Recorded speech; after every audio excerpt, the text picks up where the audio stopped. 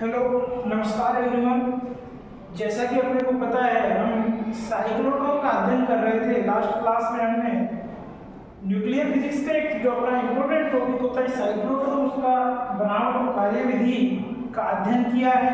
उसी को हम आगे बढ़ाते हुए आज की जो क्लास होगी अपनी, उसमें आवर्तकाल और आवर्ती, कोणीय आवर्ती और कोणीय वेग के बारे में अध्ययन किया गया है। तो विद्यार्थियों, ये जो क्लास है बहुत महत्वपूर्ण क्लास है। इसमें आपको प्रत्येक जो साइंस का फिजिक्स जहां आती है उसी कंपटीशन एग्जाम में एक क्वेश्चन मिलेगा तो मिलता रहा है। तो इसको आप बहुत अच्छे से समझें। जैसे कि हमने कहा था कि माना कोई m द्रव्यमान का कण है जिसका आवेश q है, v वेग से निरंतर वर्तीय कक्षा में गति कर रहा है।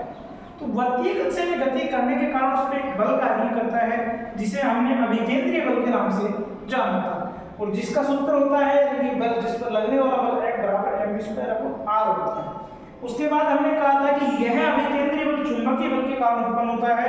तो mv²/r बराबर q, जहां से हमने त्रिज्या का मान निकाल लिया था। किसी कक्ष में आयन की जो त्रिज्या होगी वो r बराबर q mv/qv।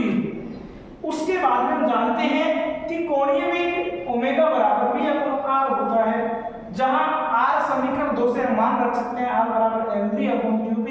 तो ओमेगा बराबर v/mv/qv, qv ऊपर चला जाएगा तो अपना सूत्र बन जाएगा कोणीय आवर्ती ओमेगा बराबर कोणीय वेग ओमेगा बराबर qv/n। प्यारे विद्यार्थियों, इसके बाद में जो हम आयन के बारे में बात कर रहे थे, जो डी होता है, उसे डी के अंदर एक अर्ध आवर्तकाल पूरा करने में कितना वो समय लेता है, तो होता है t बराबर π/ओमेगा। t बराबर π/ओमेगा। ओमेगा की वैल्यू जस्ट हमने समीकरण 2-3 से निकाली है। जस्ट हमने किस समीकरण से निकाली है? समीकरण 2 पहले अपनी आ चुकी है, समीकरण 3 में ओमेगा का मान आ गया। समीकरण 3 से मान रखने पर t बराबर पाई ऐसे कैसे, ओमेगा का मान qv/m रखेंगे, m ऊपर चला जाएगा तो अपना इंपॉर्टेंट सूत्र मिलेगा कि आयन द्वारा d के अंदर एक अर्ध आवर्तकाल पूरा करने में जो समय लगता है वो स्मॉल t बराबर π/qv लगता है। कंडीशन एग्जाम में क्वेश्चन बनता है ये भी। इसके बाद में कंप्लीट आवर्तकाल क्या होगा, तो कैपिटल T बराबर 2 गुना स्मॉल t। तो स्मॉल t की वैल्यू हमने समीकरण 4 से निकाल ली। उसके बाद समीकरण 4 से मान कैपिटल T बराबर रखेंगे तो अपना प्राप्त होता है 2πm/qv। Very very important formula. हर जगह ये भी पूछा जाता है कि किसी भी मतलब साइक्लोट्रॉन के लिए आपको न्यूमेरिकल दे देगा और कहेगा कि आवर्तकाल याद कीजिए, तो कंप्लीट आवर्तकाल T बराबर 2πm/qv होता है। उसके बाद में जो लास्ट में बात कर रहे थे आवर्ती बार-बार जो साइक्लोट्रॉन की आवर्ती की बात चल रही है, तो अनुनाद उत्पन्न करने में प्रत्यावर्ती भाव की आवर्ती क्या होगी, 1/समय।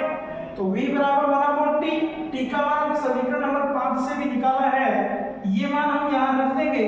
तो v बराबर अपना qv/2πm जो कोणीय आवर्ती होती है वो प्राप्त होती है, जो बहुत इंपॉर्टेंट है। प्रत्येक कंपटीशन एग्जाम ये पूछा जाता है कि साइक्लोट्रॉन की कोणीय आवर्ती का मान कितना होता है, तो डायरेक्ट आप सूत्र याद रख सकते हैं qv/2πm। तो प्यारे विद्यार्थी, ये बहुत अच्छा इंपॉर्टेंट टॉपिक है। आपकी बीएससी फाइनल में भी जो मत्स्य यूनिवर्सिटी है, बत्री और शेखावटी यूनिवर्सिटी है, ब्रज यूनिवर्सिटी है, राजस्थान यूनिवर्सिटी है, उन सभी में बीटाट्रॉन और साइक्लोट्रॉन में से एक क्वेश्चन जरूर आता है। तो सभी विद्यार्थियों से निवेदन है कि इसको अच्छे से समझें और पढ़ें। धन्यवाद।